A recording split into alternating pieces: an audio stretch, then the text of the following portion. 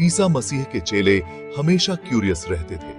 वो भगवान के राज्य के बारे में सब कुछ जानना चाहते थे। एक दिन उन्होंने ईसा मसीह से पूछा, स्वर्ग के राज्य में सबसे महान कौन है?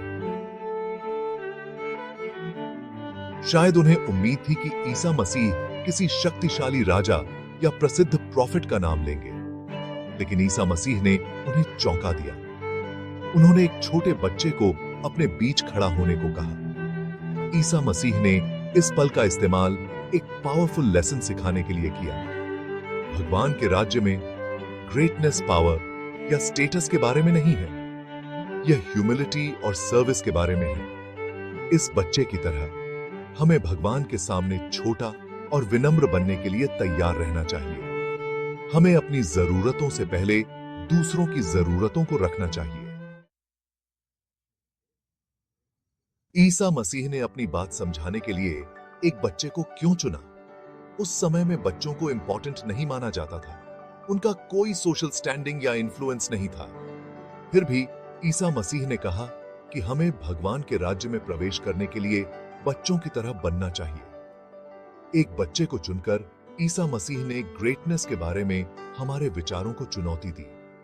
उन्होंने हमें दिखाया कि ट्रू ग्रेटनेस भगवान पर हमारी डिपेंडेंस को पहचानने से आती है।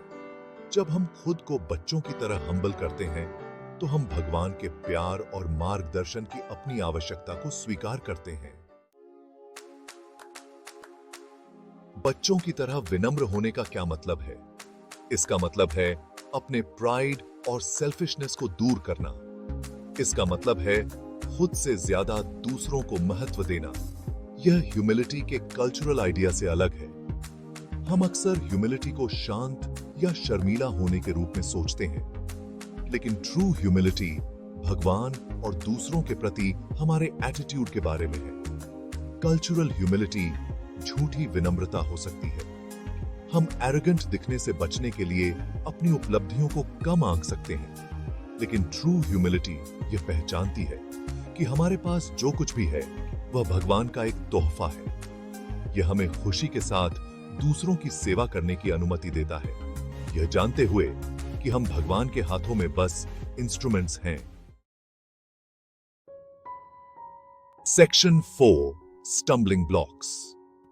ईसा मसीह ने अपने चेलों को छोटे बच्चों को ठोकर मारने के बारे में भी चेतावनी दी थी। वह सिर्फ बच्चों के बारे में बात नहीं कर रहे थे, वह किसी ऐसे व्यक्ति का जिक्र कर रहे थे जो वल्नरेबल है या आसानी से बहक जाता है। इसमें नए विश्वासी, संदेह से जूझ रहे लोग या समाज द्वारा हाशिए पर रहने वाले लोग शामिल हो सकते हैं। ईसा मसीह के अनुयायियों के रूप में हमारी जिम्मेदारी है कि हम कमजोर लोगों की देखभाल करें। हमें सावधान रहना चाहिए कि हम उन्हें अपने शब्दों या कार्यों से भगवान से दूर न ले जाएं।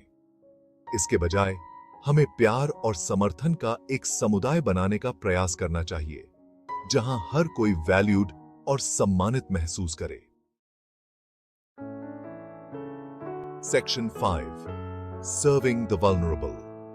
हम अपनी मॉडर्न लाइव्स में ईसा मसीह की शिक्षाओं को कैसे लागू कर सकते हैं? हम अपने समुदायों में सबसे कमजोर लोगों की सेवा करने के तरीके खोजकर शुरुआत कर सकते हैं। इसमें बेघर आश्रय में वॉलंटियरिंग करना, बीमारों से मिलने जाना या हाशिए पर रहने वालों के लिए बोलना शामिल हो सकता है। हम अपने एवरीडे इंटरैक्शंस में भी ह्यूमिलिटी का अभ्यास कर सकते हैं। इसका मतलब है कि दूसरों की बात एम्पैथी से सुनना, उन लोगों को माफ करना जिन्होंने हमारे साथ गलत किया है, और अपनी जरूरतों से पहले दूसरों की जरूरतों को रखना। ह्यूमिलिटी और सर्विस के ईसा मसीह के उदाहरण का पालन करके हम दुनिया में एक वास्तविक बदलाव ला सकते हैं। Section 6 a call to childlike faith. Isa Masih का संदेश उनका अनुसरण करने के लिए एक रेडिकल कॉल है। यह हमारी सेल्फिश महत्वाकांक्षाओं को त्यागने और ह्यूमिलिटी और सर्विस के जीवन को अपनाने का आह्वान है। यह बच्चों की तरह बनने, भगवान के प्यार पर भरोसा करने और जरूरतमंदों की देखभाल करने का आह्वान है। आइए हम खुले दिल से इस आह्वान का जवाब दें। आइए हम जो कुछ भी करते हैं उसमें ईसा मसीह की शिक्षाओं को जीने का प्रयास करें। एक ऐसी दुनिया का निर्माण करें जहां भगवान के राज्य के मूल्य, प्यार, करुणा और न्याय प्रबल हो।